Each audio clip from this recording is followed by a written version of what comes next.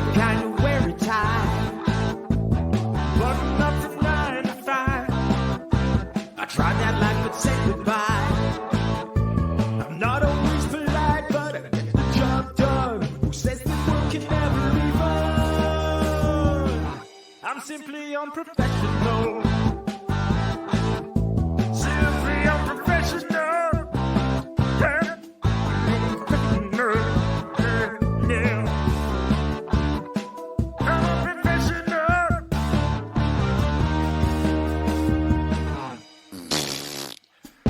Good evening, everybody. Welcome back to another episode of Simply Unprofessional. I'm your host, Webby. Joining me tonight, we got Rob.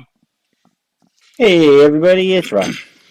And returning after a long absence, we got Donnie. Hi, I'm me, Donnie. And returning again, special guest Apple. Is me. So this week, we're going to be doing more D&D class rankings. The last two episodes have been Monk. We ranked the Monk class subclasses. This week we're going to be doing Druids and all of their various circles. So we will hop right in. I will start. Actually, Rob, why don't you start by telling us all the crazy gnarly shit Druids have before we even get into the circles, because I always try to skip over that and you always yell at me. Yeah. Okie dokie. So, just base Druids. This is what every Druid gets, whether you are, no matter what your subclass. So, you get a D8 as your hit die. You get proficiencies in light armor, medium armor, and shields. Note, Druids will not wear armor or use shields made of metal. Now, everybody seems to get that confused with weapons. It says they won't wear armor or use shields made of metal. They will and can use weapons made of metal. Which their weapons proficiencies are clubs, daggers, darts, javelins, maces, quarterstaffs, scimitars, sickles, slings, and spears. For tools, they gain proficiency in the herbalism kit. For saving throws, that they get proficiency in is intelligence and wisdom. And they get to choose 2 skills from Arcana, Animal Handling, Insight, Medicine, Nature, Perception, Religion, and Survival. Druids know Druidic, which is a special language known only to the Druids. You can speak this language and use it to leave hidden messages. You and others who know this language automatically spot such messages. The others spot the message's presence with a successful DC 15 Wisdom Perception check, but can't decipher it without magic. Druids get spell casting. They have their own spell list. They get cantrips and spell slots depending on what level they are. They can ritual cast, and they can use spell casting focus. At second level, Druids get wild shape, which allows them to magically change into the shape of beasts that they've seen before. At second level, they can use it twice. They regain uses on very short or long rest. The Druid's level determines what kind of monsters they can turn into, or beasts rather, not monsters. So at second level, they can change into a challenge rating 1/4 with no flying or swimming speed. At fourth level, they can change into a half level and no flying, so they can do swimming at that point. And then at 8th, they can do a 1 CR rating beast with either flying or swimming. They can stay in the beast shape for a number of hours equal to half their druid level, unless they revert. If they lose their hit points drop to 0, they return to normal, or if they fall unconscious. There's a lot about being. I'm not going to go through all of this. About basically, you can't cast spells. All your equipment forms into you. You retain your mental abilities, but your physical abilities change. Blah blah blah. Second level, you choose the Druid Circle, which is what we're going to be discussing today. At fourth level, the wild shape improves. Also, at 4th, 8th, 16th, 19th, like all the rest, they can choose to increase 2 ability scores, or they can get a feat. 8th level, they get the wild shape improvement again. Then it skips all the way to 18th level, where you get Timeless Body, where for every 10 years that pass, your body ages only 1. And then at 18th level, they also get beast spells, which you can cast many of your druid spells in any shape. You've assumed in your wild shape. And then at 20th level, they get Archdruid, where you can use your wild shape an unlimited number of times. You can ignore the verbal and somatic components of your druid spells, which means you can cast more of them in beast form, as well as any material components that have no cost. All right. That's what all druids get.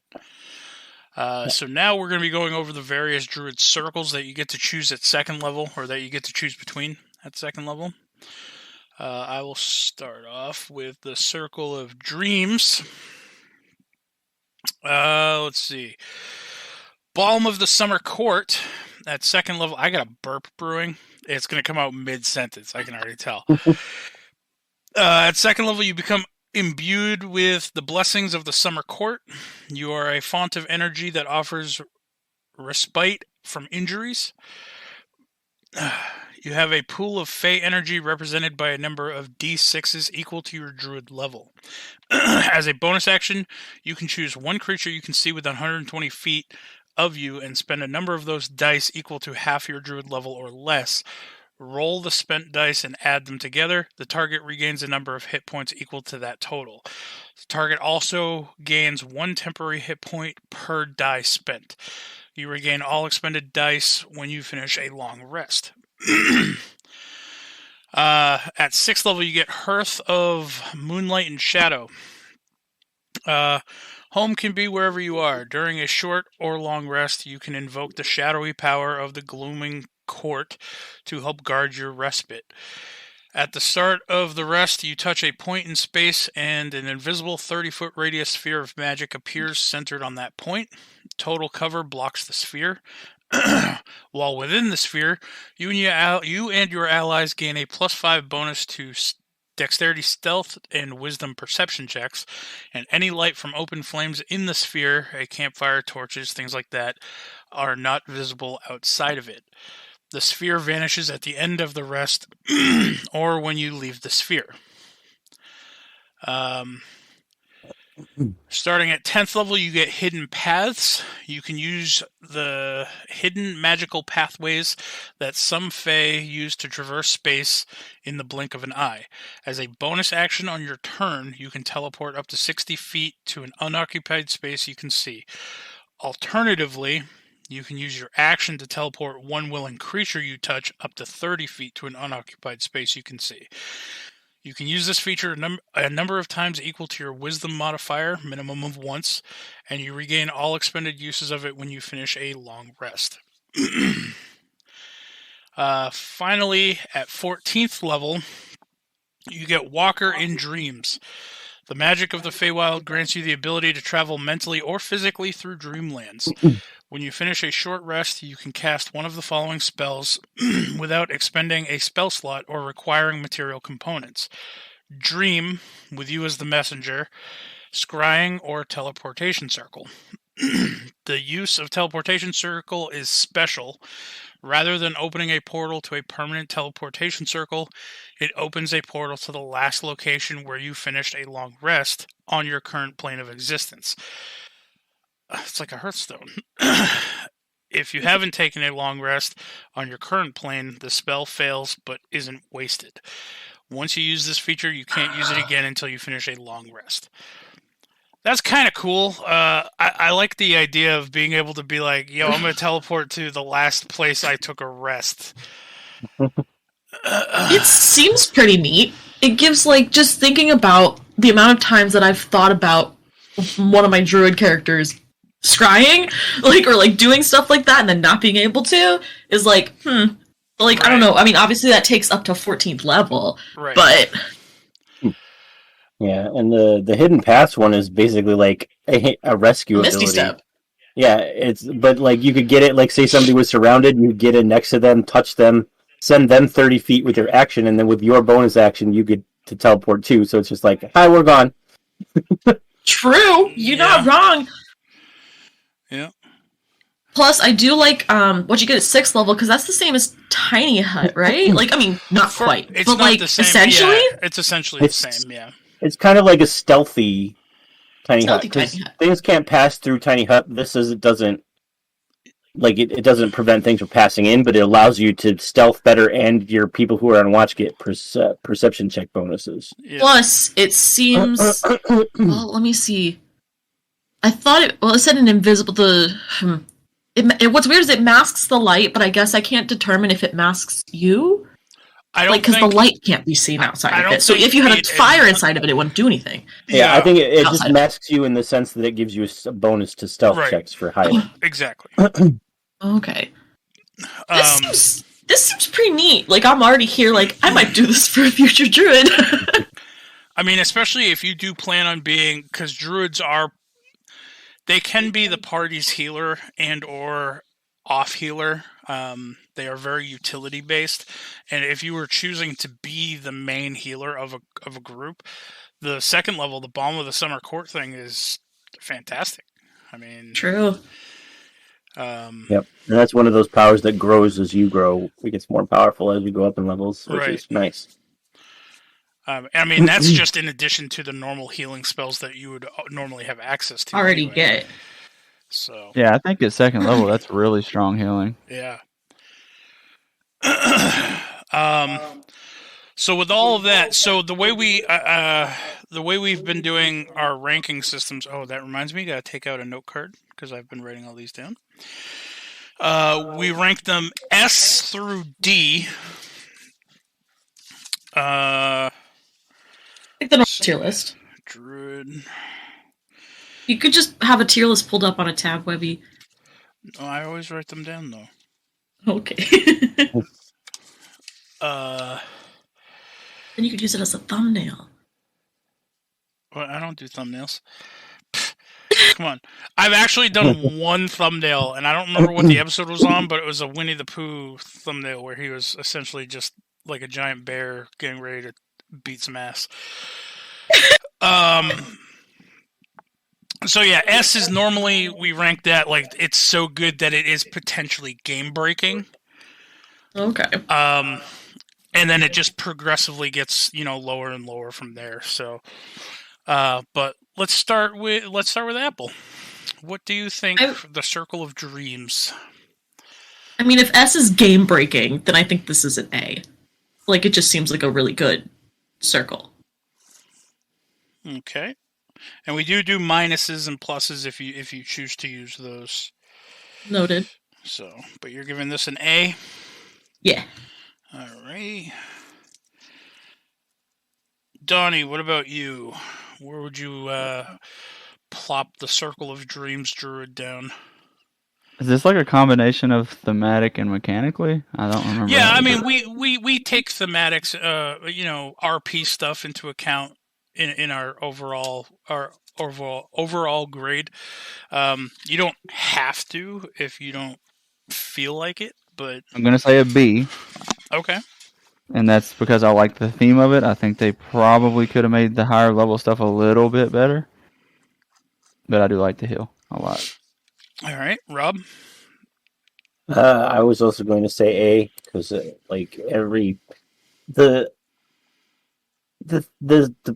powers seem a little disjointed. I realize that it's supposed to all be like Fey abilities, but because they all do very different things, so they're kind of not entirely cohesive. But I do like each one separately. All of them seem really good, so I'm going to say A. All right. I'm going to go with a B on this one. I do like the thematic part of it. Again, I think it would be more beneficial if you were like a main healer.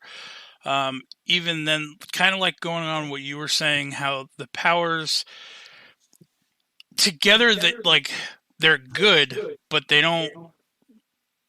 I don't necessarily think that they riff off of each other or empower anything that the druid really already gets. So yeah, I went with a B. I don't know what that averages out to though, because that's 2 A's and 2 B's. A minus. A minus. All right. Or a B plus. I'm real bad with the whole averaging thing. Could So be either an A. It's technically between an A minus and a B plus. So, But there's no an A minus minus. fuck it. I'm writing it down. A minus minus. Like I really do like the theme a lot. Yeah, it's definitely there's not a power on here that I think is not useful, which is something we have run into on other classes. You get to certain powers or abilities, and it's like, well, you know, for a 14th level, this is really underpowered, or this is just kind of completely useful. Like, I got to go back to the barbarian, the dwarvish armor barbarian. Well, I was thinking that one as you were saying. That whole thing, that whole class is useless. The theme could have been something so fun, though. Yeah, I mean, I guess. But a spiked dwarf just looking to just bear hug everybody. I would have fun with that. 3, 4, 6, 7. All right. So let's see. I read that one. I'll read Circle of the Land. I have no bias towards it. Yeah, not at all, right? All no, right. definitely not. Donnie, why don't you read Circle of Spores then? Why? So, am I reading Land now? Or I don't know if we're just going down the list. Yeah, I'm going in order based off of what I have on D&D Beyond.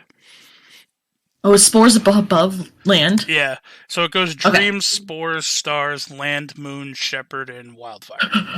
That's the order on the D&D 5e Wikidot is Dreams, Land, Moon, Shepherd, Spores, Stars, Wildfire. I don't know why they chose that order. Oh wait, it's alphabetical. Yeah. Listen, I figured it out. Sin. It's all good. Okay, am I just going through the mechanical stuff like the? Yeah, you don't have to read. You don't have to read the little flavor part at the beginning. Just circle spells. You can go through that, and then Halo of Spores, and so on and so forth. All right. Your symbiotic link to fungi and your ability to tap into the cycle of life and death grants you access to certain spells. At 2nd level, you learn the Chill Touch cantrip.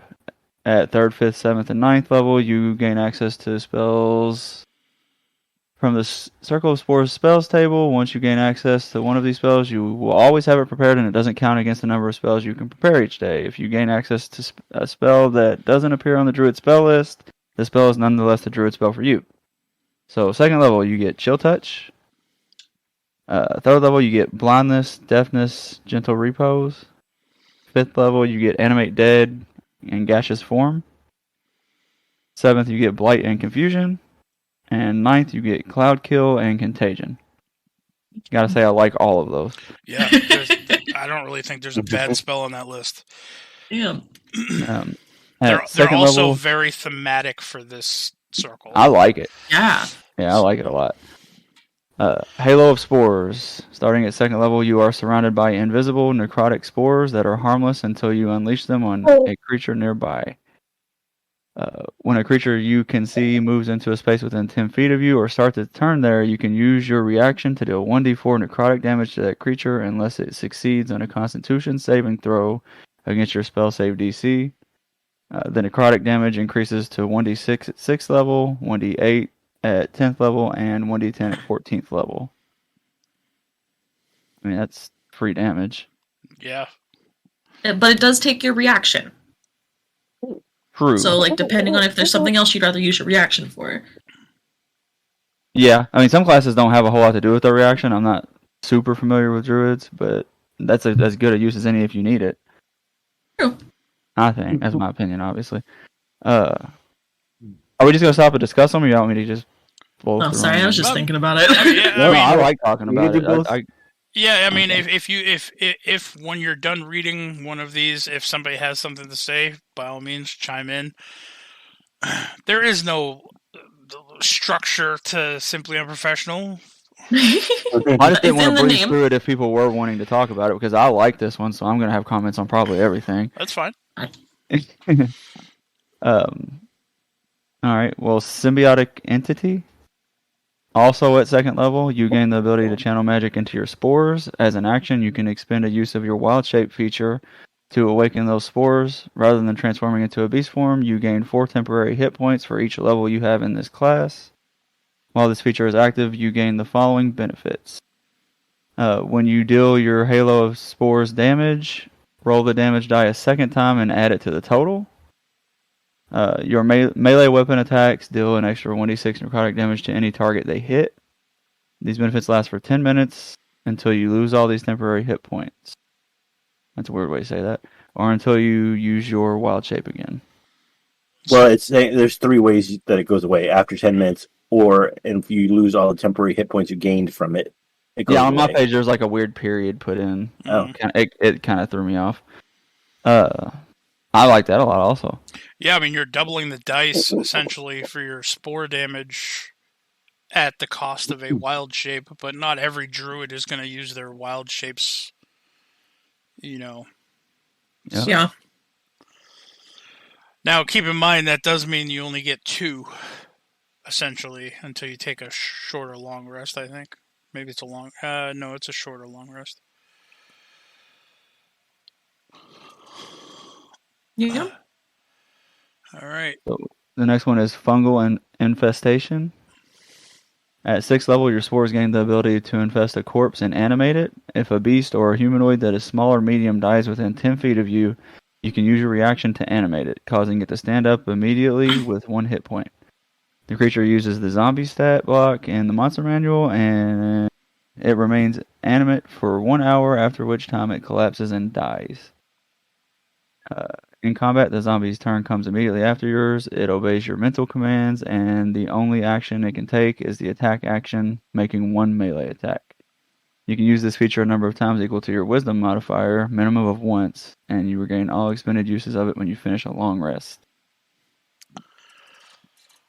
Now, I like this. I also think it fits thematically with this circle, but I will say the zombie stat block does not hold up well at higher levels.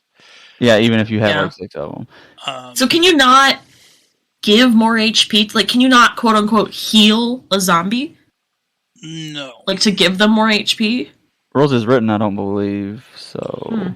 If you're out I didn't know of if it was like combat- comes up with 1 HP, but it has a total like that's more than that, you know? Yeah. If you're out of combat, technically a zombie is a creature, and they do have hit die, so they can spend hit die during a short rest. So, if you But they're only wanted going to take to last for an hour. yeah, so it's not even possible to do that. So they only have they get hit once and they're gone. I don't know. I feel like that needs tweaking. Now I have a question. I mean, they only have 22 hit points regardless, but That's true. So say Right, we so- had That's still 22 though. Because if they're using the zombie stat block, in theory they can have up to 22 hit points. Right? yeah. Sorry, go ahead, Rob.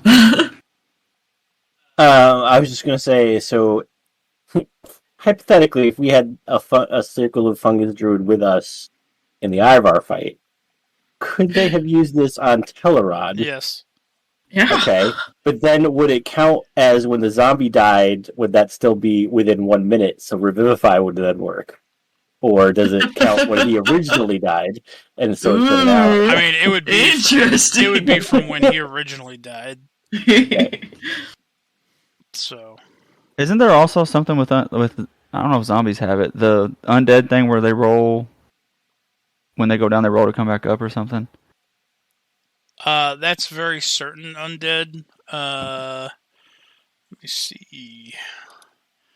I feel like zombies have it. Yeah, undead It fortitude. says if yeah. You can read it if you wanted to. If damage reduces the zombie to 0 hit points, it must make a Constitution saving throw of a DC of 5 plus the damage taken. Unless the damage is radiant or from a critical hit, on a success, the zombie drops to 1 hit point instead. Okay, so that still kind of comes into play. Yeah. Yeah. It's not going to hold up well, like you said, though. But I mean, yeah, you're looking at somebody who makes a slam attack with a +3 to hit, and it does 1d6 plus 1 damage. I mean, granted, if it does manage to hit with that +3, damage is damage. So, any little bit helps. It's more bodies on the field for the enemy. The meat shield thing's what I would. Yep. I would just try to place them between me and the bad guy. So, I mean, it's not bad. It's just I feel like at much higher levels, when you get into like level 11 and beyond, this is going to be less useful. Yeah. I don't think it keeps up with a necromancer as far as what it's trying to do. Right. Because at least a necromancer can put out a sheer crazy number of them. Right. I don't think it's supposed to be fair. But, like, you're right. It at a higher level, it just stops. The only thing it does is it does waste someone's attack if they only have one attack, and if they can only attack one creature at a time, like, depending on what you're up against. Right. All right. Yeah.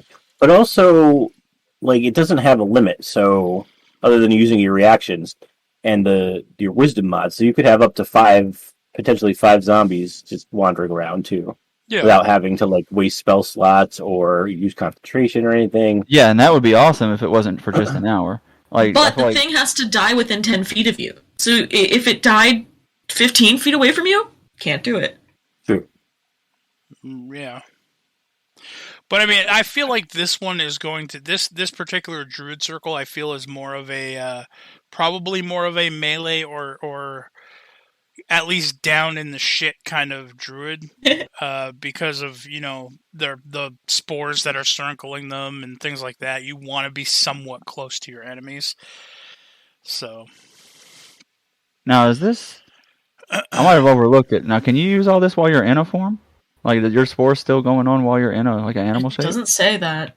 I don't see. No. I doubt it. Okay, yeah, because no, you use your, like, there's, like, some instances where you use your wild shape, Yeah, but you have slot two to uses, do so it. just say, like, let's just say you use one use and then you transform into something. Like, would you still have that aura that does that you could use while you're in, like, bear I form? still think you would have the base Halo of Spores, but not the Symbiotic Entity one. Okay. yeah. Because it doesn't actually specify, so I think that'd be like a flat call that you'd have to make, ahead of time. If it worked with your bear form, that could be fun. Like, I think you could have fun with that, but just being in your base druid form, I don't know. Like, you'd have to build specifically for melee. Or to be chunky boy, at least. Right. I mean, I don't see why you couldn't have your normal starting spores, change into a bear, and then use your last charge of wild shape on your next turn as an action. Yeah, do that's kind of what the I'm symbiotic thinking. entity thing. If you're gonna dump all of those resources, I feel like I would probably allow it, but you're gonna be spent after you do that. Yeah. Because, like I said, you only get 2 wild shapes. That doesn't increase until you get Archdruid. Is that right? Yeah. That's nuts. And then you get Archdruid, and it's like a whole new class. All right, so that was Fungal Infestation, correct? Yep. The next one is Spreading Spores. At 10th level, you gain the ability to seed an area with deadly spores. As a bonus action, while your Symbiotic Entity feature is active, you can hurl spores up to 30 feet away, where they swirl in a 10-foot cube for 1 minute. The spores disappear early if you use this feature again, if you dismiss them as a bonus action, or if your Symbiotic Entity feature is no longer active. Whenever a creature moves into the cube or starts its turn there, that creature takes your Halo of Spores damage unless the creature succeeds on a Constitution saving throw against your spell save DC. A creature can take this damage no more than once per turn. While the cube of spores persists, you can't use your Halo of Spores reaction. So this seems it seems like something you could combo. I would instantly be the type to combo this with Spike Growth, like fuck them up. But Halo of because it is the Halo of Spores damage. Now I don't know if you'd still be able to use Symbiotic Entity to boost that, because otherwise it's like at most 1d10. No, yeah, I mean, you can only use this when your Symbiotic Entity feature is active, so it would automatically have a boost. It's essentially you stick somebody in plant growth, and then as long as you're within the 30 feet, you just lob one of these spores at them, and you just wait. It's just a time bomb. The second their turn starts, they have to make the Constitution saving throw, and if they fail, they take the damage, and then they still have to try to move out of the plant growth. Yeah, it's a solid combo right there. Yeah. But that's, and that's if you use it that way, which hopefully you can, because that's definitely the most efficient way to use that. Because ultimately, even just looking at Halo of Spores, sure, it's just like free bonus damage, but 1d10 at 14th level, it just still seems like so little for like 14th level. Yeah. Even doubling it with your... me. Yeah. Yeah, 14th, that's not... Yeah. I don't like the idea that even though, like you said, it's just a damage boost. I don't like that this shuts down one of your previous class things. Like, I don't like that really. What is it shutting down? The fact that you can't just use your Halo of Spores. Yeah, anymore. like it's saying you can't use Halo of Spores while this is active, so it's now like, okay, other classes usually get a new ability at this level, now I get to pick or choose between two, which choices are good. No, it just means while the spores are out there, like that you threw, you can't use it because you're sending your spores off. Like it's not like you can't ever use it again. Yeah, that makes sense. I get that. I'm just saying, like, I don't necessarily like. You're kind of, I don't know. I guess I'm not wording it right. What you're saying, you're 10th level, you should be so in tune with these spores that you can do both. Again, it's only like, if you're 10th level, that's 1d8 damage. Yeah. Like, what's it gonna hurt to be able to do 1d8 damage to someone right next to you and some guy over there? Yeah. I mean, I do feel like that the 30 feet range thing was kind of a necessity at that point, especially by 10th level. Like, you're going to want more than the 10 feet. Yeah.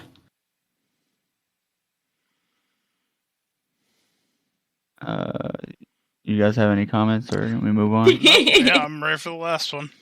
Cool. Yeah, the only reason I think the only reason they did that was so that you can't use it and like right next to you and have your spores go off, so it'd be like 40-10.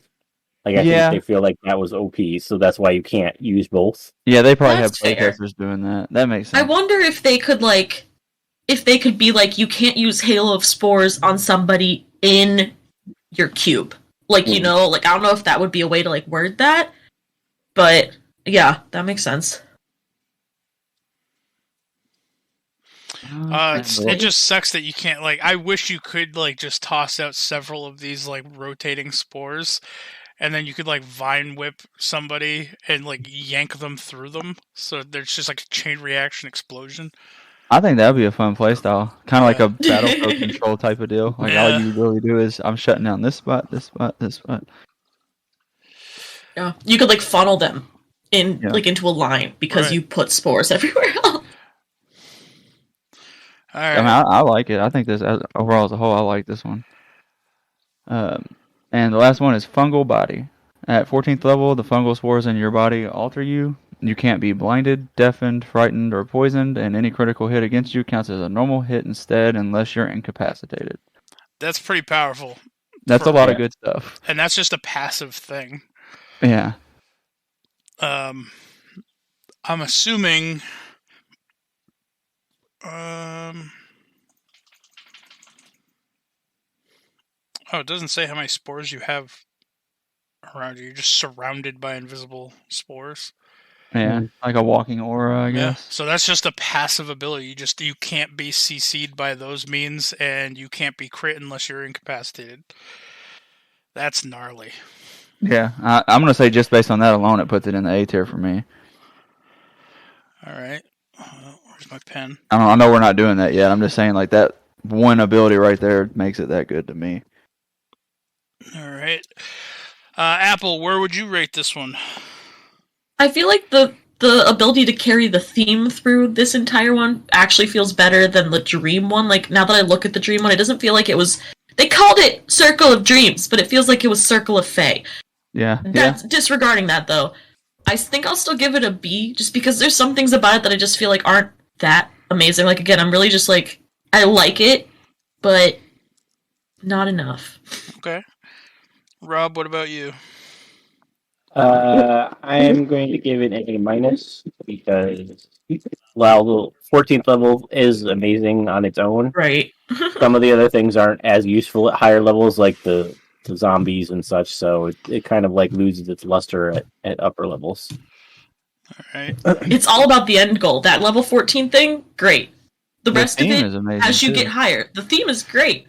Yeah, but just as you get higher, I feel like the things are just less and less. Like, I just cannot. I feel like 1d10 at 14th level for Halo of Spores is so little, and you have to use a reaction to do it. And if they save on their con save, they don't take any damage. Like, Yeah. that's easy. Some people have amazing con. Yeah.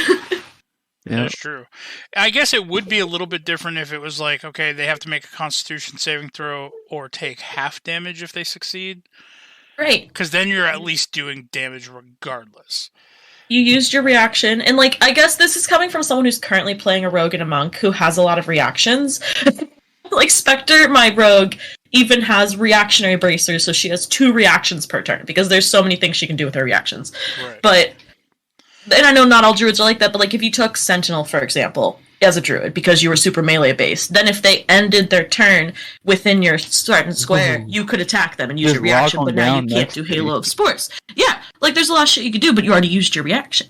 Yeah. Yeah. I think there's a lot of fun to be had. It might not necessarily be the most optimized thing at higher levels, but low level, I'd have a lot of fun. Oh, I with it. definitely think it'd be fun to play. I agree. Like, I mean, just the thematics of it carry it into, having a good time role playing, things like that. I will say the zombie ability turned me off of it a little bit. But that fungal body 14th level thing that's gnarly. That is. So I'm also going to give it a B. I don't know what that averages out to. It's 2 B's, an A, and an A minus. And probably like a B plus. Yeah, B plus probably. All right. It just reminds me so much of Last of Us that I like it more than I probably should. There's nothing wrong with that. That's part of that goes into consideration with your ranking. It's a personal thing. Yeah. Yeah, rankings are your opinions. You could have a different. I mean, we could all be like D, and you're like, no, A. I think it's a Z. You could say S tier, and we could all say something else. In my opinion, it's a Z, guys. What are we going to do about this? Oh shit! You Fired. breaking the scale. All right, moving on. We have Circle of the Stars. Rob, how about you read that one? I will, because this is what Malachar is. Oh, look! It's almost like I've thought about this. All right, Circle of Stars. Star map. At second level, you create a star chart that is part of your heavenly studies. It's a tiny object and serves as spellcasting focus for your druid spells. You determine its form by rolling on the star map table and choosing one.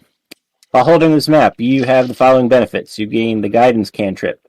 You have Guiding Bolt spell prepared. It counts as a druid spell for you, and it doesn't count against the number of spells you have prepared. You can cast Guiding Bolt without expending a spell slot. You can do so a number of times equals to your proficiency bonus and regain all expended uses when you finish a long rest.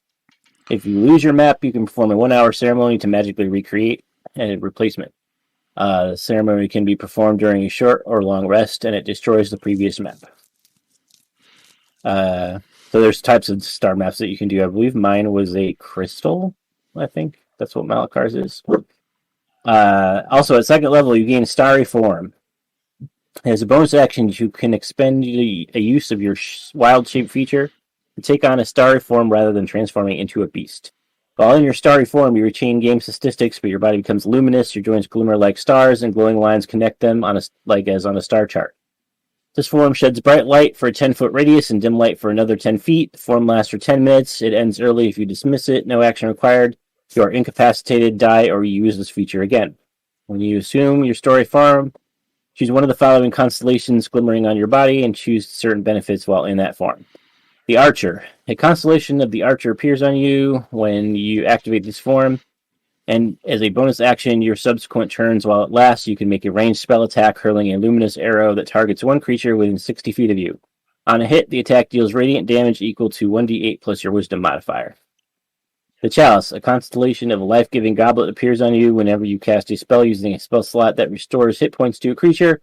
You or another creature within 30 feet can regain hit points equal to 1d8 plus your wisdom modifier.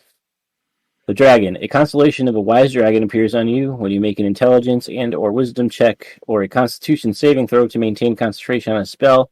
You can treat a roll of 9 or lower on the d20 as if it were a 10. At 6th level, you gain Cosmic Omen. Whenever you finish a short or long rest, you can consult your star map for omens. When you do so, roll a die. Until you finish your next long rest, you gain access to a special reaction based on whether you rolled an even or an odd number on the die. Wheel, if you rolled even. Whenever a creature you can see within 30 feet of you is about to make an attack roll, a saving throw, or an ability check, you can use a reaction to roll a d6 and add the number to the roll of the total. Whoa, odd number. Whenever a creature you can see within 30 feet of you is about to make an attack roll or saving throw on an ability check, you can use your reaction to roll a d6 and subtract that number from the roll total. You can use this reaction a number of times equal to your proficiency bonus, and you gain all expended uses when you finish a long rest. Twinkling Constellations. At 10th level, the constellations of your star form improved. The D8 of the Archer and the Chalice become 2D8. And while the dragon is active, you have a flying speed of 20 feet and can hover. Moreover, at the start of each of your turns while you're in starry form, you can change which constellation glimmers on your body. And at 14th level, full of stars, while in your starry form, you become partially incorporeal, giving you resistance to bludgeoning, piercing, and slashing damage. Alright, so that's essentially a druid wearing plate armor, just without the AC boost. Because I believe plate armor gives resistance to bludgeoning, piercing, and slashing from non-magical. That's just all bludgeoning, piercing, and slashing damage. Plate armor does not do any such thing. I thought it did. Nope, not unless it's some kind of magical. Some Plate armor kind just of gives you an magical. AC of 18. Huh. Alright. Who should be dead, Webby? I bet there's a feat that does Yeah, that for for plate armor. Yeah. I don't think this is bad. It doesn't really, like, spark joy. Honestly, like, the concept of starry form, like, that sparks so much joy. That's like, oh my god, constellations in space. That's like, fuck yeah. But then, like, the stuff, I'm just like, yeah, okay. That's neat. Okay. Like, the 14th level thing, actually, I like the fact that you can fly as a dragon.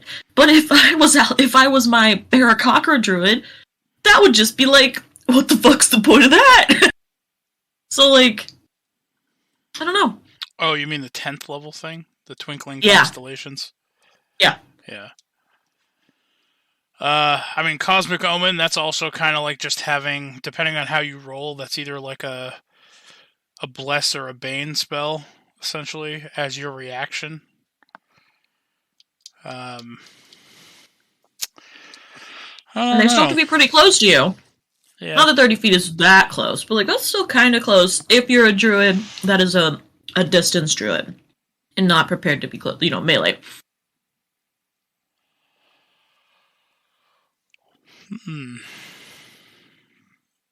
All right. Any other comments on this one? Donnie, how do you feel about this one? If I was gonna make a boomkin in D&D, this would be it. I mean, yeah, thematically, yeah, this would be like a boomkin, just a starry constellation instead of a boomkin skin. Oh, is also. there? That's what, yeah. I mean, that's basically what I would look at this as. If I wanted to do extra damage, I think I'd probably just take the archer and go from there, because it's going to eventually do 2d8 damage and all that. What is that, a reaction or a bonus action? What was that? Bonus action. Yeah. I like it. I mean, I don't think it's like anything to write home about, but I like it. All right. Let's start with Rob this time. Rob, what do you rate this one? I give it a B+. B+. Donnie, what about you? B+. B+. Apple, what about you? A C. Oh. I'm not even mad at you. I kind of get it. I think what makes it more that for me is, again, I love stars. I love space. I love the idea of this. And I feel like I was like, ooh, this is going to be neat. And then I was like, huh. I was just kind of disappointed.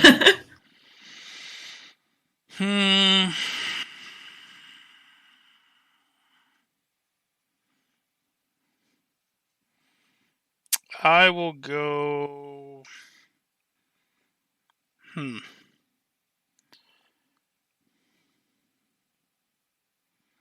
I'll give it a C+, because I don't like it as much as I like the other two, and I gave the other two both Bs. Yeah, that's a good way to consider your ranking. So now these rankings are also limited to just the ones we're covering for the class, right? Like we're not going to compare it to the other classes. Like no, all S's are equal, all A's are equal. No, ish. Okay. These are all specifically just for this particular class. At some point, part of the reason why I've been writing them down too is at some point I might go through and do an episode where it's like we take the top 2 of every class and pin them up against each other to find out which overall what's class the is ultimate best subclass class ever. Yeah. So what does this average out to? We got 2 B+, a C, and a C+. Probably B-. B-. B-. I'm glad Rob and I are on the same page. B minus minus. Gotcha. All right, so now we got Circle of the Land. Apple, I'll let you read this one because you've played one. Woo! Alright. So the first thing you get is a bonus cantrip. When you choose this circle at 2nd level, you learn one additional druid cantrip of your choice.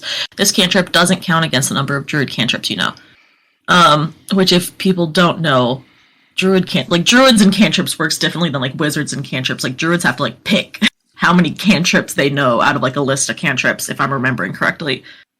Mm-hmm. Right? Whereas like wizards kind of like don't like other classes like kind of have more cantrips or something. No, wizards can learn them all eventually if they come across them, but all the other classes have to choose a certain number. Yeah. Yeah. Gotcha. Yeah, no, this one is long. I know. So natural recovery. So starting at 2nd level, you can regain some of your magical energy by sitting in meditation and communing with nature. During a short rest, you can choose expended spell slots to recover. The spell slots can have a combined level that is equal to or less than half your druid level rounded up. And none of the slots can be 6th level or higher. You can't use this feature again until you finish a long rest. For example, if you were a 4th level druid, you could recover up to 2 levels worth of spell slots, either a 2nd level or 2 first levels. Circle spells. Your magical connection to the land infuses you with the ability to cast certain spells. At 3rd, 5th, 7th, and 9th level, you gain access to circle spells connected to the land where you became a druid. You get to choose that land. The options are Arctic, Coast, Desert, Forest, Grassland, Mountain, Swamp, or Underdark, and consult the associated list of spells. Once you gain access to a circle spell, you will always have it prepared, and it doesn't count against the number of spells you can prepare each day. If you gain access to a spell that doesn't appear on the druid spell list, the spell is nonetheless a druid spell for you. So, I will go through the list. I feel like it's going to be a lot of words and people are going to tune out. But I will say, this is one of the things I kind of liked about Circle of Land, is just like, it felt like you could customize it slightly. The only thing that choosing where you're from impacts is the spells you learn. Like, it literally doesn't do anything else for you. But I just thought it was neat inherently. So if you choose the Arctic, you get Hold Person and Spike Growth at 3rd level, you get Sleet Storm and Slow at 5th level, you get Freedom of Movement and Ice Storm at 7th level, and you get Commune with Nature and Cone of Cold at 9th level. If you chose Coast, at 3rd level you get Mirror Image and Misty Step, you get Water Breathing and Water Walk at 5th, you get Control Water and Freedom of Movement at 7th, and you get Conjure Elemental and Scrying at 9th. If you choose Desert, you get Blur and Silence at 3rd, you get Create Food and Water and Protection from Energy at 5th, you get Blight and Hallucinatory Terrain at 7th, and you get Insect Plague and Wall of Stone at 9th. Forest, you get Bark Skin and Spider Climb at 3rd, Call Lightning and Plant Growth 5th, Divination and Freedom of Movement at 7th, and Commune with Nature and Tree Stride at 9th. Grassland, you get Invisibility and Pass Without Trace at 3rd, 5th, you get Daylight and Haste, 7th you get Divination and Freedom of Movement, 9th you get Dream and Insect Plague. Mountain you get Spider Climb and Spike Growth at 3rd, 5th you get Lightning Bolt and Meld into Stone, 7th you get Stone Shape and Stone Skin, 9th you get Pass Wall, Wall of Stone, 2 more, we're almost there. Swamp you get Darkness and Acid Arrow at 3rd, Water Walk and Stinking Cloud at 5th, Freedom of Movement and Locate Creature at 7th, and Insect Plague and Scrying at 9th. And Underdark you get Spider Climb and Web at 3rd, Gaseous Form and Stinking Cloud at 5th, Greater Invisibility and Stone Shape at 7th, and Cloud Kill and Insect Plague at 9th. Great. Amazing. Then you get Land Stride at 6th level. So starting at 6th level, moving through non-magical difficult terrain costs you no extra movement. You can also pass through non-magical plants without being slowed by them and without taking damage from them if they have thorns, spines, or similar hazard. In addition, you have advantage on saving throws against plants that are magically created or manipulated to impede movement, such as those created by the Entangle spell. Nature's Ward. When you reach 10th level, you can't be charmed or frightened by elementals or fae, and you're immune to poison and disease. Nature's Sanctuary. When you reach 14th level, creatures of the natural world sense your connection to nature and become hesitant to attack you. When a beast or plant creature attacks you, that creature must make a wisdom saving throw against your druid spell save DC. On a failed save, that creature must choose a different target, or the attack automatically misses. On a successful save, that creature is immune to this effect for 24 hours. The creature is aware of this effect before it makes its attack against you. So it's like a constant sanctuary spell against beasts or plants. Yeah. Makes sense. And the nice thing, I think, about any sort of circle that gives you spells is like, so for example, which one is it? Forest. Even though Tree Stride is something that druids already learn, you don't have to like the beginning of the day when you sit there and have to fucking pick each spell you're gonna know that day, you don't have to choose that one. It's always there. Yeah, and you were what? Alchino was mountain, right? Yep. Yeah. I had lightning bolt, spike growth. Some of them, like stone skin, I think stone skin is like so boring, but I had it. You're just fucking like stuck there, if I remember correctly, or is that meld into stone? That's meld into stone. Stone skin just makes you... Oh, that's 5th level. Meld into stone. Yeah, that one sucks. Yeah, stone skin makes you resistant to non-magical bludgeoning, piercing, and slashing damage. Yeah. You know, like that magic plate armor that's in my head.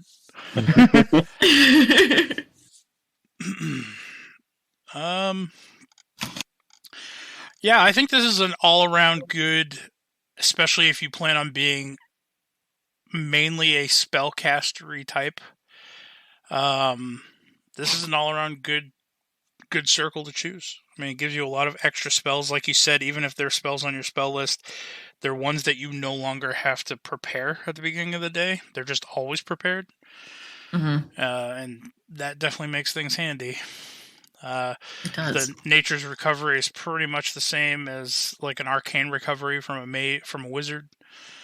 I love Nature's Recovery. Like Natural Recovery, I used it all the fucking time. We like did this thing where we had to go to a sewer and kill a bunch of bitches, and we were trying to find a hag. And we made the wise, not so wise decision after we'd killed everything else to sit outside of the hag's lair and take a short rest. We were fine, but a child died because we waited. But I got my spell slots back. Yep. That was the first instance that your group got to experience the fact that there are consequences if you decide to wait and take a short rest on things. Nope. Well, that was also the first time using spike growth. See? Facts. Yeah. Yep. That was those hags were hard. They used like ice storm and shit, and like that. Gross. I mean that the Nature's Recovery and the spells are the big draw of this, because they're like the upper level ones are all kind of like Landstride, Nature's Ward, and Nature's Sanctuary are all like contingent on things. Like they're not all just this is happening all the time, because it's like, well, you're charmed or frightened by elementals or fae. Yeah, but the your second Nature's part Sanctuary of that, against beasts and plants. The second part of Nature's Ward, where you're immune to poison and disease. I mean, that includes the poison condition. You can't be harmed by poison damage. Yeah, I know. I mean, monks get that just from being monks. Yeah, I mean, paladins become Druids immune don't. to disease. I know. It's my opinion that they're just very. No, I got you. I'm just saying. Mad about it. I was saying that. Good. Yeah. Okay. I don't know. I understand. How I often do are think. we attacked by things that are poisonous? And I was gonna say that. Very. I think it totally depends on your campaign. Like we've had in my experiences, I haven't really had that many encounters with poison and disease. But what if you live in a world that's like is plague based or something? Like, you know what? I think you need to like consider stuff like that when you're choosing it, and that doesn't make this better or worse. But like, I think some circles work better in some campaigns than others. Go back to Ghost Tide in a month when all the snow's gone. God. That swamp in Deadland was full of stuff that just did poison. Isn't poison one of the more common damage types, though? Yes, it is. To be fair, we fought an orc. Was he an orc or was he an ogre? No, I think he was an ogre. The one that the kobolds were worshipping. That was a troll. No, that was Troll! a minotaur, guys. You weren't there. No, but he like would cut open his stomach and like spew shit at you. Yeah. So having like full immunity to it could be nice, but yeah, like it totally depends on your campaign, and I can see how like this could be kind of lackluster. But like not bad. I like it, but I'm biased and I'm aware of this. Fair. All right. Since you're biased, I'll start with you. What would you rate this one? I like the customization of it because I think that helped me a lot trying to like figure out my character, being like, ooh, am I from the mountains or the forest? But still, like, and I like natural recovery a lot. I think natural recovery is just like a really helpful thing because it does constantly grow. Every level, you gain more spell slots so you can restore with a short rest, which I don't think druids can do that often. I don't know a lot of the other circles, but A-. A-.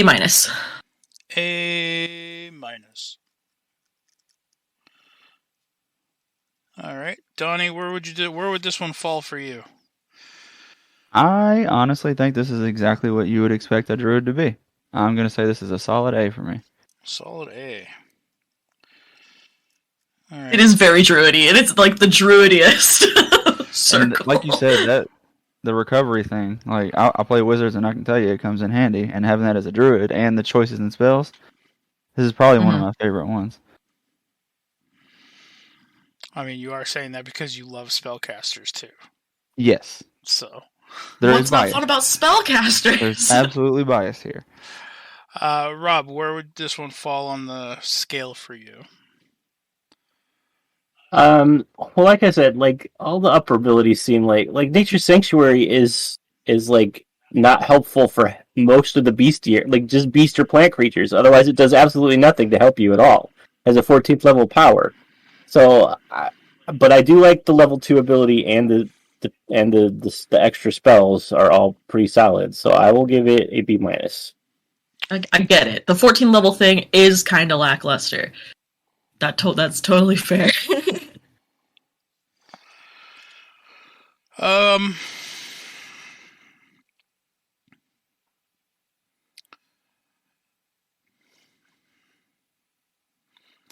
I'm gonna give this one B+.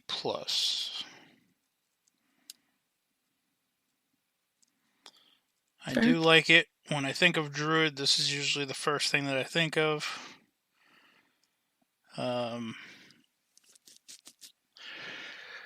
yeah, I mean, I kind of agree. You know, like you said, the Sanctuary thing, it's only for plants and, beasts. But, I mean, I feel like this was probably one of the first circles made for Druid. And they were trying to think of what your stereotypical druid would be, and like they're very naturey, so they're going to be spending a lot more time in the forest, and that's where you're going to come across the plant creatures and the beasts, and so I think they were trying to take that into account. And it's this one and Moon that are the two base game ones, so that kind of tracks where like some of we started with Dreams, which is from Xanthers, Stars, which is from Tasha's, Spores, which is from more Tasha's, and also Guildmaster's Guide to Ravnica. Yeah, so like all the other ones we've started with so far haven't been just from the straight up like PH, so like or the PBH. Yeah.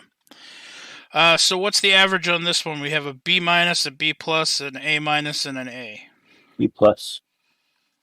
Okay. Yeah, probably.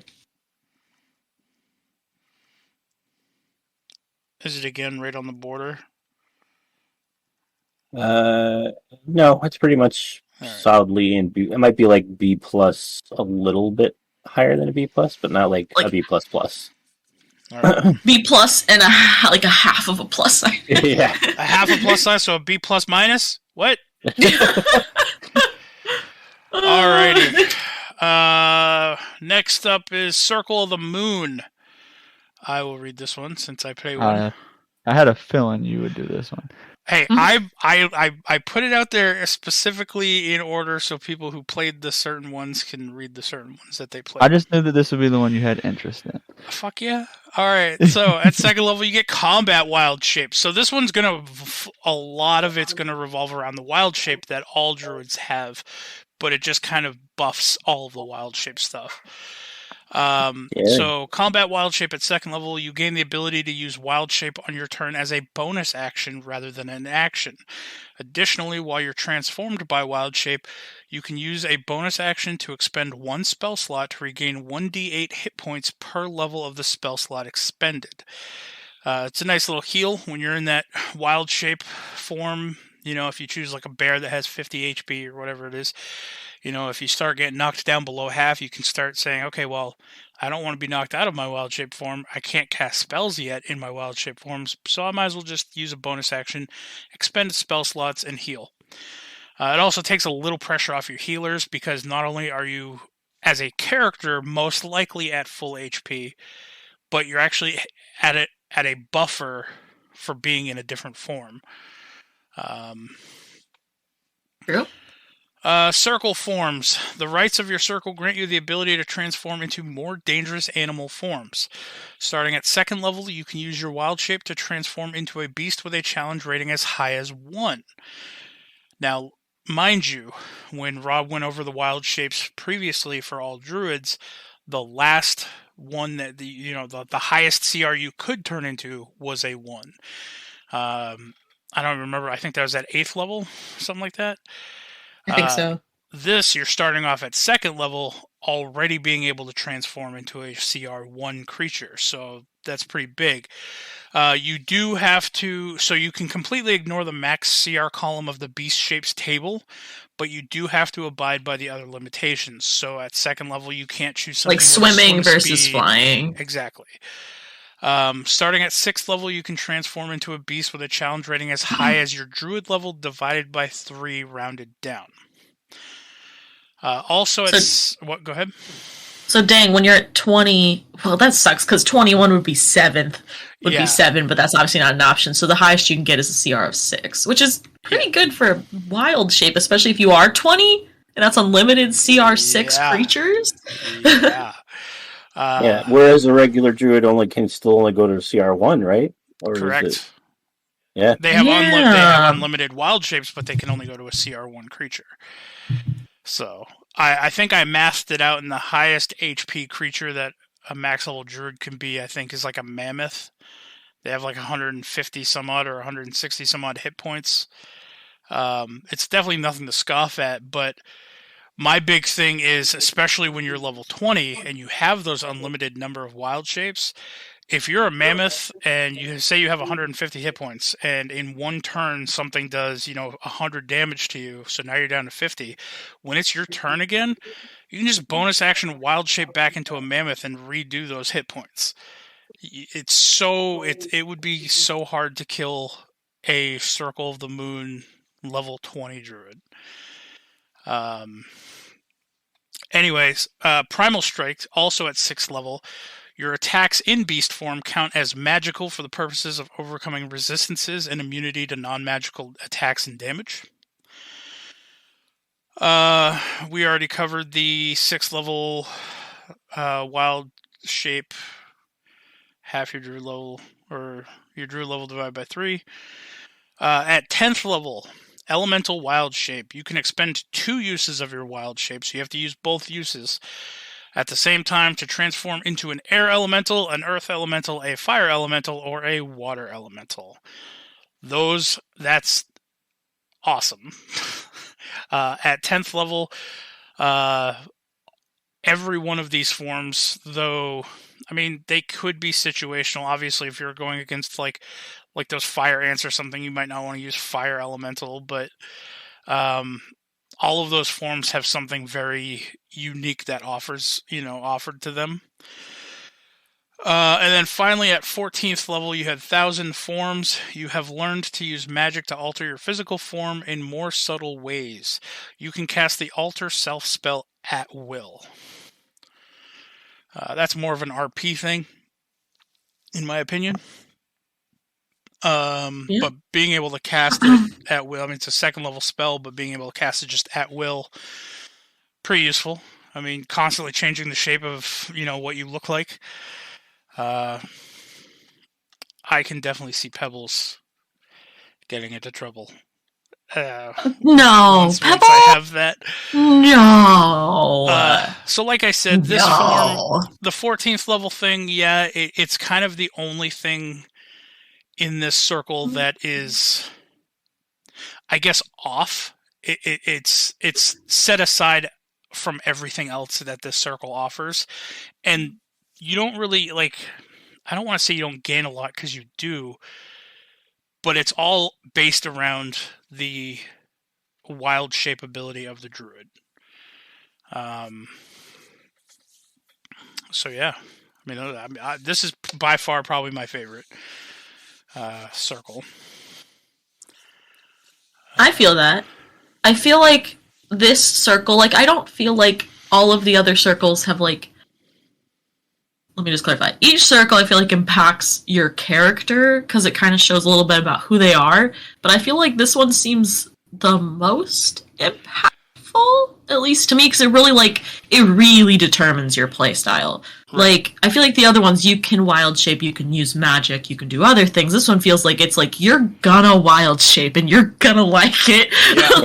Yeah. This one more focuses on the wild shape, definitely, because then you could use your spell slots to heal yourself in wild shape form. Right. So it's more like you're just going to be a wild shape all the time. Until 18th, You're not really... until 18th level, where I'm running around as a bear casting lightning bolts. Yeah, You know. I can I think like this in is my a- head. I picture. Oh, sorry. Go ahead. You're good. Go ahead. No, you're fine. I can picture my brain says like a bear opens the mouth and the lightning like comes out of the mouth. Yeah. Yeah. I think this is our one of our first like undoubted S rank. I agree. I mean, yeah. I mean, Like, I don't think anybody can disagree. I do have with that. before we get into the ranking, I do have a RP question specifically for Rob because the player that I play that is this form happens to be in Rob's game. Does the little T weird speak Aquan? it does. Yeah, Hell yeah! So at 10th level, I could turn into a water elemental and just chill with the T weird. It's gonna be Yeah, like a pebble-sized water elemental with his hand open and the T weird on his hand. Now I will say, Wayne speaks Terran too, so see, I can chill with him too as an Earth elemental. I will say, Mud elemental. It is very important to note for those of you about to vote on this, and for the people listening. Okay, so yes, this takes up wild shape abilities, and we all know that druids only get 2 until level 20. And if you use elemental wild shape, that takes up both your wild shapes. But it is important to note you get wild shape back as a druid on a short rest. So if you just chill for an hour, you can do it all over again. That's all. Not to mention, you get to stay in your wild shape form for a number of hours equal to your druid level, I think, or something like that, or half your druid level. I think it's half your druid level. yes. So by level 10, when I can turn into an elemental, I can stay that way for 5 hours. So True. probably don't want to turn into a fire elemental if I'm going to be driving the cart, though, because I have a feeling that might light everything on fire. All right, so let's get into ranking this one. Let's start with... You should go first because it's. I'm going to give this an S+. Dang. I love this.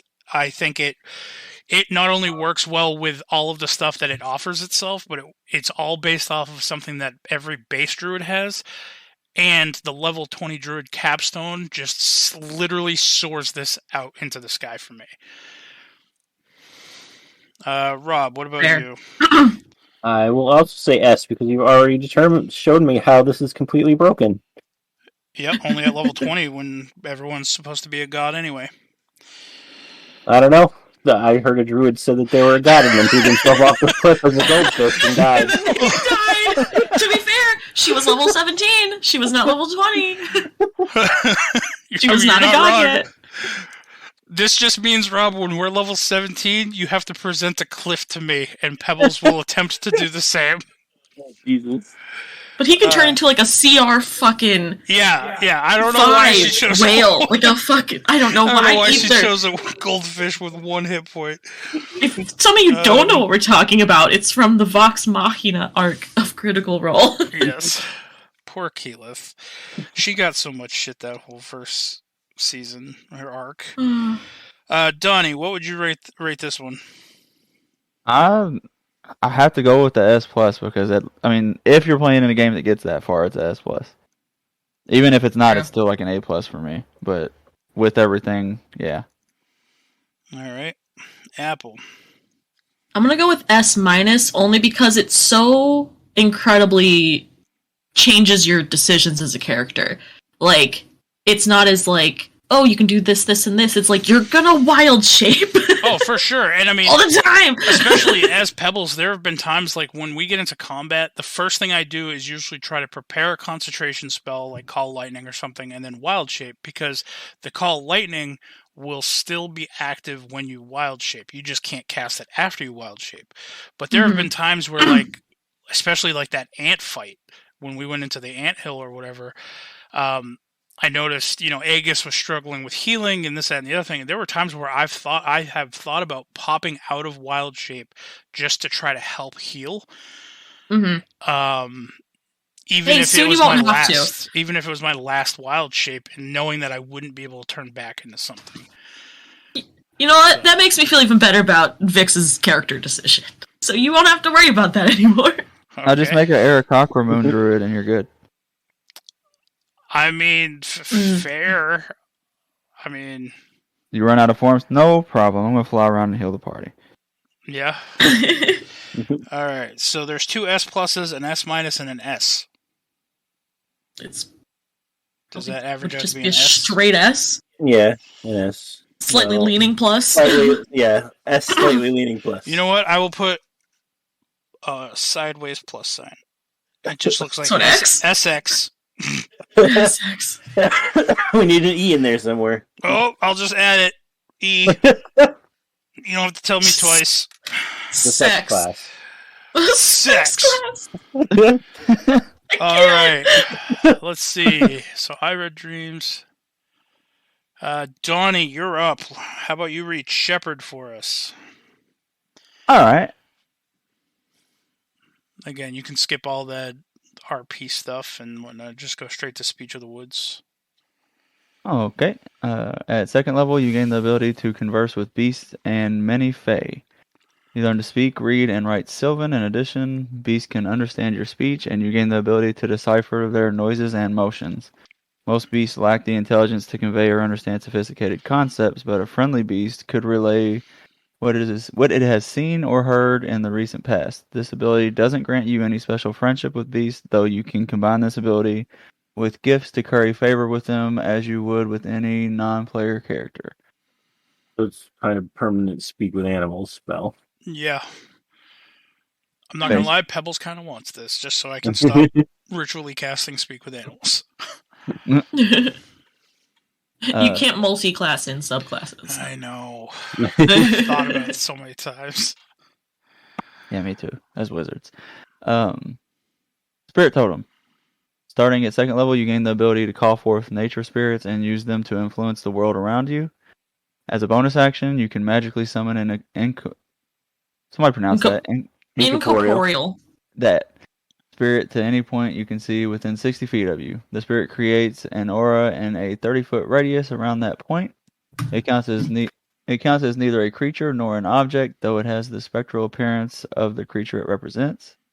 As a bonus action, you can move the spirit up to 60 feet to a point you can see. The spirit persists for 1 minute. Once you use this feature, you can't use it again until you finish a short or long rest. The effect of the spirit's aura depends on the type of spirit you summon from the options below. Ours says the spirit persists for 1 minute or until you're incapacitated. For that. So if you're incapacitated, the spirit disappears. Okay. Yeah, that's important. And you have 3 options for spirits. The first one is Bear Spirit.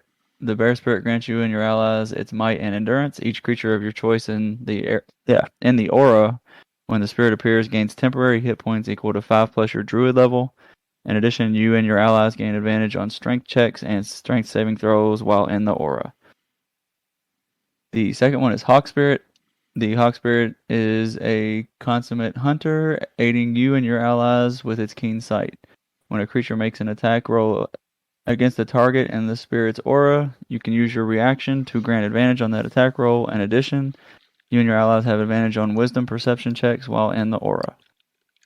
The third one, the Unicorn Spirit. The Unicorn Spirit lends its protection to those nearby. You and your allies gain advantage on all ability checks made to detect creatures in the spirit's aura. In addition, if you cast a spell using a spell slot that restores hit points to any creature inside or outside. That restores hit points to any creature inside or outside the aura. Each creature of your choice in the aura also regains hit points equal to your Druid level. Damn. Nice. I like that. What is it, the next 30-foot radius around? Yeah. Yep. Damn. Yep, and you can move it 60 feet at that. It can be within 60 feet of you. Okay. Yeah. Next one is Mighty Summoner. At 6th level, beast and fae that you conjure are more resilient than normal. Any beast or fae summoned or created by a spell that you cast gains 2 benefits. The creature appears with more hit points than normal, 2 extra hit points per hit die it has. The damage from its natural weapons is considered magical for the purposes of overcoming immunity and resistance to non-magical attacks and damage. It's also very important. The next one is Guardian Spirit. Beginning at 10th level, your spirit totem safeguards the beasts and fae that you call forth with your magic. When a beast or fae that you summoned or created with a spell ends its turn in your spirit totem aura, the creature regains a number of hit points equal to half your druid level. The last one is Faithful Summons. Starting at 14th level, the nature spirits you commune with protect you when you are the most defenseless. If you are reduced to 0 hit points or are incapacitated against your will, that's weird wording. I choose to be incapacitated. Okay, to be fair, there's like a spell that's like called like something dead, where you like basically play dead. Like it's a druid spell that Alcina had. Yeah. So I don't know. So it probably wouldn't like if you use that, it wouldn't like trigger this. I mean, honestly, if you think about it, sleep is willing. Feign death. Oh, feign death. Yeah. That's it. I mean, technically, wouldn't sleep be a willing version of that? Also, I guess. Right. I guess stuff like that. Yeah. If Are you? I don't necessarily know that you're incapacitated when you're under the sleep spell. I guess it depends on the wording, I guess. Gotcha. Okay, I want to start that sentence over since I interrupted it. If you are reduced to 0 hit points or are incapacitated against your will, you can immediately gain the benefits of Conjure Animals as if it were cast with a 9th level spell slot. Oh, okay. It summons 4 beasts of your choice that are challenge rating 2 or lower. The conjured beasts appear within 20 feet of you. If they receive no commands from you, they protect you from harm and attack your foes. The spell lasts for 1 hour, requiring no concentration or until you dismiss it. No action required. Once you use this feature, you can't use it again until you finish a long rest. So, that seems like really good. To answer your question, the sleep spell makes you fall unconscious, but an unconscious creature is incapacitated. So yes, it would. If it was cast on you by an enemy. Yeah. That would cause you to become incapacitated against your will. So I guess it's like, well, if you just go to sleep in the middle of a camp, it's not going to go off. Right. That's Yeah, you're willingly falling asleep. Oh my god. But if somebody drugs you and you fall asleep, it would. So, yeah. What if you drug Webby, give me a yourself? Mickey. Wait, that's willing. Never mind. Webby, don't tell me, but if I get in trouble, slip me a Mickey. Oh my god. All right, Don't so do anything weird this time. what are people's thoughts on this Circle of the Shepherd? I'm a little like... So the spirit thing is cool. I think the 6th and like the 10th level things are just okay. Because it, like, again, that's just like if you really conjure animals. Because it's not like... So in the example of Rainia and Ivy, Ivy wouldn't gain any benefits. Because it has to be a creature that's created by a spell that you cast. Correct. So, like, but those 8 goddamn pebbles that she summons all the time would. Yeah. Yeah. Which is, like, I don't think they're bad. I just think they're kind of niche. But I really like the first thing and the 14th level thing. The 14th level thing, I think, is, like, top tier as someone who fell unconscious all the fucking time as a druid. That's like narcolepsy. Fuck it. Yeah. It was against my will. But you can only use it once a day, so if you fall asleep more than once. Yeah, and I have a feeling that your DM would probably punish you pretty harshly for giving yourself that, knowing what you're getting.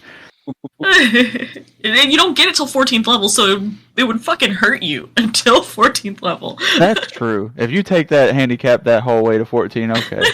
Maybe you deserve it. God dang it. And I think Speech of the worst Woods is possible also moment. pretty nice. And if you knew you were going to do this, you wouldn't already give yourself Sylvan unless you had it. Yeah. So then you would get the benefit of Sylvan, you know, and like, I think it's always fun to have another language, because you never know when you're going to be fucking somewhere and the DM's going to go, okay, who knows Abyssal? And you gotta scramble to your fucking sheet and you're like, I know Abyssal. I now never have to worry about that with my turtle. Right. You can't comprehend language? I have that as a spell, yes, but I no longer have to use it as a spell because I took a feat. Are you a monk? No. Oh, no, you're not a monk. I took knew a you weren't feat monk. that allowed me to take a Warlock Pact boon, and I took the one where I understand all written and spoken languages. Vix'll Look at eventually Webby understand all dipping in written and warlocks spoken like everybody else. stuff. I didn't dip into nothing. I took a feat that allowed me to take a boon. From And- what? Oh, what was that from? I forgot. And I didn't even take the most powerful one. I took one purely for RP. I don't want to hear it, Donald. You could have got the juiced up Eldritch Blast. That's all I'm saying. Oh, I know. I could have. I didn't want it. I magic missile everything. I know. And if there was what was that, Wizard's Fury or whatever from 4E? Yeah. I know you would have took that 100% without question if that was a thing. So, all right. I mean, I'm not going to start with my ranking, but I know what I'm going to rank this. Just pure. It's going to be kind of biased on my opinion, on my part. But let's start with Donnie on this one. What do you rank this one? This one is going to be like every other one. Druid is one of my favorite classes, so that bias is coming into play. So I'm going to Chef's say kiss. this one. Huh? Chef's kiss on that opinion. I love Druid. Yeah, I'm a fan. I'm a really big fan of Druids, actually. I'm surprised I've never played one, really. I'm going to say it's an A. I mean, a lot of it is probably the theme. Well, I'm going to say B+. And it's mostly because I like the theme of it. I don't think that in practice it's really that great. I have a very angled B because I started to draw an A, and then you're like B+. Sorry. I talked myself out of it. I was too biased. I like the theme of it. I like the summons. I've always liked summoners in games. I just don't feel like they... That's where my bias is going to work against it. I love it. Oh, because you as a DM hate Yes. animal summons? Yes. Yeah, I was gonna say it's same as a DM. I would give it a D-. Uh-huh. My God! That's so rude! Yeah, but when you gotta think of it from a DM standpoint. No. When you're in battle already takes forever, and then now you have somebody who's, granted, it's probably a good choice to do it, and they're using what's in their toolbox, and it can be very beneficial, but it just bogs down combat even more when you have like 8 more things on the field that may or may not die in a hit, but are all taking turns. Like, this is specifically for summoning other things. Like, the whole class is built on summoning things. Yeah. There's summon like 8 or 9 things, and you're like, oh, I knocked the druid out, so now all their things disappear. Oh, wait, knocking them out causes 4 more things to appear now. Yeah. God damn it. Yeah. As a player, I would give it a B+, but as a DM, a D-. B+ as a player. Yeah. I'm gonna put a little slash mark D-. We're not gonna count those. That's just our own personal DM bias. I literally want to give this an S now just because of how much you hate it, but I'm going to give it an A+. Oh, that's pretty damn close to an S. Yeah, well, it was what I was already going to give it, so A+. suck All it. right. I mean, from a character standpoint and from a class build, yeah, I'm gonna have to give it an A probably. It does seem like a pretty strong class. Oh yeah, / fucking double F. It's so far off the scale for me, it's not even on the scale. It's fucking double Fs. But yeah, I mean, it's an all-around good, solid class. I don't know how else to describe it. I mean, there's really nothing on here that I don't think fits or benefits the class. Like, there's nothing that's just like, yeah, we're just going to throw this in here just to fill in some space. You know? So... Alright, what does that average out to? 2 B+, an A+, and an A. Around an A-. Yeah. A minus. Yum. All right. Lastly, we have Wildfire. Whose turn is it? Let's see. Rob, do you want to read it or do you want me to read it? I'm down for either. You might as well read it because I read the regular Druid, so I've already read 2. True. That's totally fair. Boom. All right. When you join this circle at 2nd level, you have formed a bond with a Wildfire spirit, a primal being of creation and destruction. Your link with this spirit grants you access to some spells when you reach certain levels in this class, as shown on the Circle of Wildfire spells table. Once you gain access to one of these spells, you always have it prepared, and it doesn't count against the number of spells you can prepare each day. If you gain access to a spell that doesn't appear on the Druid spell list, the spell is nonetheless a Druid spell for you. Blah, blah, blah. 2nd level, you get Burning Hands and Cure Wounds, which is nice because then you never have to prepare Cure Wounds. 3rd level, you get Flaming Spear and Scorching Ray. 5th level, you get Plant Growth and Revivify. I think that's fucking nice. 7th level, you get Aura of Life and Fire Shield. And 9th level, you get Flame Strike and Mass Cure Wounds. I fucking love Aura of Life. I had that on A lot of good forever. shit in there. Summon Wildfire Spirit. At 2nd level, you can summon a Primal Spirit bound to your soul. As an action, you can expend one of your Wild Shape feature to summon your Wildfire Spirit, rather than assuming a beast form. The spirit appears in an unoccupied space of your choice that you can see within 30 feet of you. Each creature within 10 feet of the spirit, other than you, when it appears, must succeed on a Dex saving throw against your spell save DC, or take 2d6 fire damage. The spirit is friendly to you and your companions, and obeys your commands. See this creature's game statistics in the Wildfire Spirit stat, blah blah blah, which uses your proficiency bonus in several places. You determine the spirit's appearance. Some spirits take the form of a humanoid figure made of gnarled branches covered in flame, while others look like a beast wreathed in fire. In combat, the spirit shares your initiative count, but it takes its turn immediately after yours. The only action it takes on its turn is the dodge action, unless you take a bonus action on your turn to command it to take another action. The action can be one in its stat block or some other action. If you're incapacitated, the spirit can take any action of its choice, not just dodge. The spirit manifests for 1 hour until it's reduced to 0 hit points, or until you use this feature to summon the spirit again, or until you die. So, just casual stuff, you know. Do you want me to read the spirit's stat block? You don't have to. Just know that as you progress in levels, this spirit also gets stronger because a lot of its things are based off of your level or your proficiency bonus. I will give. Yeah, its HP is like equivalent to your druid level. I will say it can fly. It does have a fly speed. It does have dark vision. It also has some immunities to like charmed, frightened, grappled, prone, and restrained, which is pretty nice. The fly speed is only a hover. It cannot actually take flight. It can only hover off the ground. Right, that's fair. And then I will say one other thing. One of its actions is fiery teleportation. The spirit and each willing creature of your choice within 5 feet of it teleport up to 15 feet to unoccupied spaces you can see. Then each creature within 5 feet of the space that the spirit left must succeed on a dexterity saving throw against your spell save DC, or take 1d6 plus proficiency bonus fire damage. So that's just saying you can like yeet your allies away from enemies and hurt the enemies in the process. So that's like, I don't know, I think that's pretty nice. But if you're not careful, summoning this thing could hurt your allies. For sure, yeah, because they're not immune to it. Yeah. It's something to consider. I will say this is what Ashley Johnson plays in the 3rd campaign of Critical Role. When she plays this style of druid. This would have been Alcina's alternative life path. She had her fire trauma. Yeah. She could have gone down this life path. Enhanced Bond. At 6th level, the bond with your Wildfire Spirit enhances your destructive and restorative spells. Whenever you cast a spell that deals fire damage or restores HP while your Wild Spirit is summoned, roll a d8 and gain a bonus equal to the number rolled to 1 damage or healing roll of that spell. In addition, when you cast a spell with range other than self, the spell can originate from you or the Wildfire Spirit, which is nice because if your Wildfire Spirit's just a little further away, that gives you just a little more boof. Mm-hmm. You know?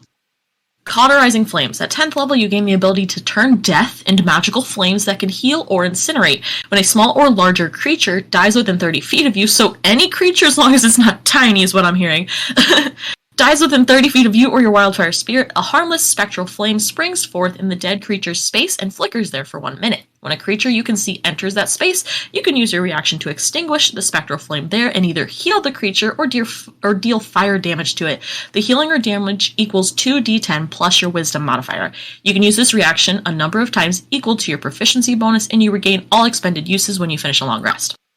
And finally, Blazing Revival. At 14th level, the bond with your wildfire spirit can save you from death. If the spirit is within 120 feet of you and you're reduced to 0 hit points and thereby fall unconscious, you can cause the spirit to drop to 0 hit points. You then regain half your HP and immediately rise to your feet. Jesus. Once you use this feature, you can't use it again until you finish a long rest. This one is really cool. Yeah. I mean, yeah, just regaining half your HP at that level that's Yeah. a lot.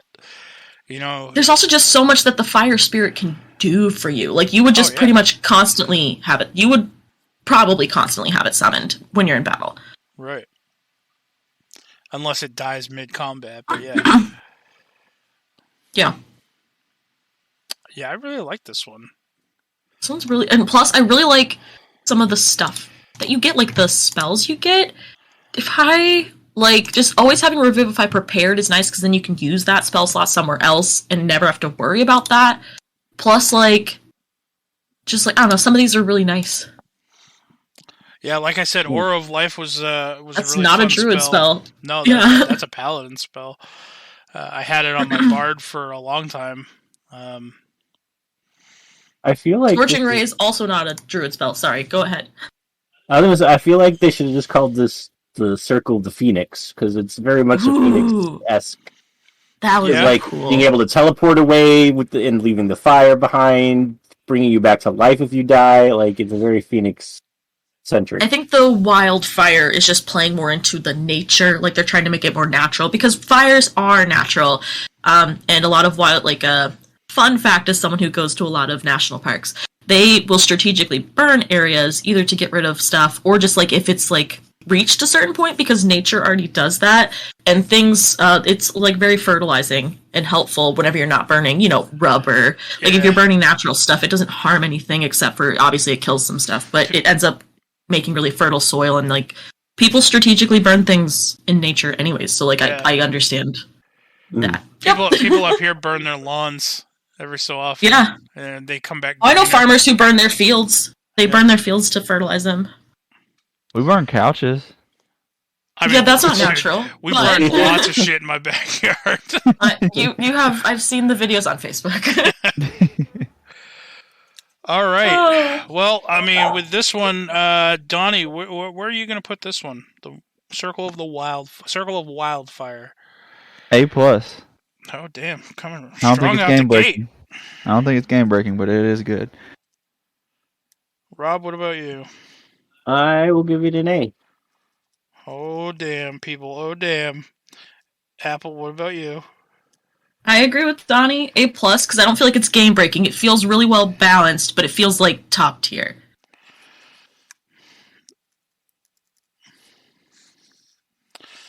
I'm gonna give it a C minus. I figured he was going low. No, I'm gonna give it a. I'm also gonna give it an A plus. I'm very happy with everything on here. Again, everything works together in this build. Mm-hmm. There really isn't anything that you get at any particular level that I dislike, or that I again think is useless or just thrown in. Yeah, I even though it is all about summoning a creature, it is a singular creature. It's not like I'm going to summon 18 things real quick. Just so. And you'd be so used to it, it kind of becomes like a familiar almost, Right, because yeah. it's like you'd probably use it so often. Yep. I like where they're going with the trying to use the class resources a little differently with some of the newer subclasses. So I'm going to say that averages out to be an A+, because there's 3 A+ and an A. Yeah, Yeah. ultimately. Wow, Druid did pretty good. Druid's a great class. What can we say? Overall, we got 3 Bs, 3 As, and an S. Well, I mean, great, not including with some pluses and minuses in there, yeah. But I'm very happy with how Druid landed out. So, put that over next to my monk one. So just to recap, we got Circle of Dreams with an A minus, Circle of Spores with a B plus, Circle of Stars with a B minus, Circle of the Land with a B plus, Circle of the Moon with an S plus, S sideways plus, Circle of the Shepherd with an A minus, and Circle of Wildfire with an A plus. Man. All right. And with that, we're at like the hour and a half mark, so we're going to call it there. But we finished the Druid. There's not going to be a second episode for this one. So, because it's so obviously good. And there were no shitty Druid options. That's true. There is no shitty Druid option. There is not one that any one of us was like, that's garbage. It's really easy because their base kit is so good. Yeah. Like, their base kit would make up for shitty options. Yeah. Unless you're a DM, then Circle of the Shepherd is a shitty option. I mean, I would argue too that the base kit for barbarians is pretty good, but there was a shitty option or two under the barbarian list. Who would win in a fight? Unlimited rage bear druid or bear barbarian, or a unlimited wild shape moon druid? So just a bear totem barbarian level 20 or a moon druid level 20? Yeah, in a melee. Honestly, I think the moon druid just would chip away the barbarian, because the barbarian has only a certain number of attacks. Yeah, by then he's going to hit like a truck, because the level 20 capstone for barbarian is a +4 to strength and +4 to con that exceeds the level 20 cap. I mean, he could potentially knock you out of a form once per round. Okay, so for a future episode, you guys, you take the top 2 of every class and you put them into a bracket style competition, and that's how you figure out who's the best. Yeah, it would depend on if the barbarian went first and could reach the druid before they could wild shape. That's true. That is true, but even then, I think the barbarian would be hard pressed at a level 20 to flat out knock out or kill a druid before they had a chance to go. I mean, you know what makes it even scarier is moon druids are still full casters. Yeah, because they like can have cast spells access at 18. to all. Yeah. So yeah, I'm gonna have to say moon druid might be the most broken. Period. Because barbarian's high up there, I think. Yeah. Okay, so with that, let's see. Do we have a science corner this week, Rob? Sort of. I read an article that I thought might be interesting, but it turned out to be like clickbait, basically. It was like, as robots take over, people are dying more or whatever. So it's like the title made it sound like robots were killing people, but it's more just like robots are taking people's jobs and making them depressed, so there's a higher rate of suicide and like drug overdoses. Well. So yeah, it wasn't as interesting as it sounded, unfortunately. So, but that's all I got this week. All right, so there's that. Did you know that cashews come from a fruit? What? Cashews, they come from a fruit. Shenanigans. It's true. What fruit? It's a tree that bears a fruit, and you open it up and take the cashews out. I'm not lying. So what's the fruit called? I don't know, cashew fruit? I mean, probably. Cashew, it's called a cashew apple, which is also called a cashew fruit. It's the fleshy stem of the cashew fruit, to which the cashew nut is attached. I will even send a picture. The cashew, grows off the apple. That's your science fact for the day. That's weird. I deny your reality and choose to substitute one of my own. Look at That's that. a weird-looking fruit. That's literally what it is. Can you eat the fruit part or no? I don't know. We bred it for the cashew, not for the fruit. I would love to think that you can eat the cashew, but the fruit itself is super poisonous. So, That's All right, just everyone, fucking with Google my head cashew looking fruit at that. as the end of your day. Not only did you give us an off-ball science corner, but you gave us a visual aid that none of the listeners can hear or see. Imagine an apple, but it's got a cashew on top of You don't it. have to. You don't have to describe it to them. The one on the right looks like a red delicious apple. Well, fuck you too, Webby.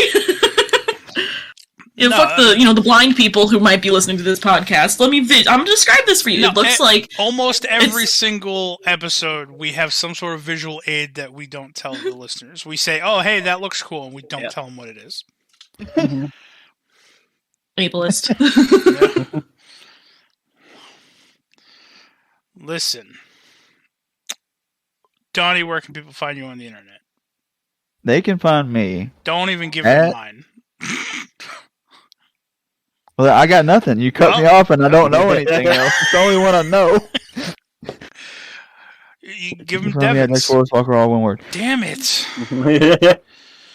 All right, Apple, where can people find you at if they want to search your Don't socials? perceive me. What?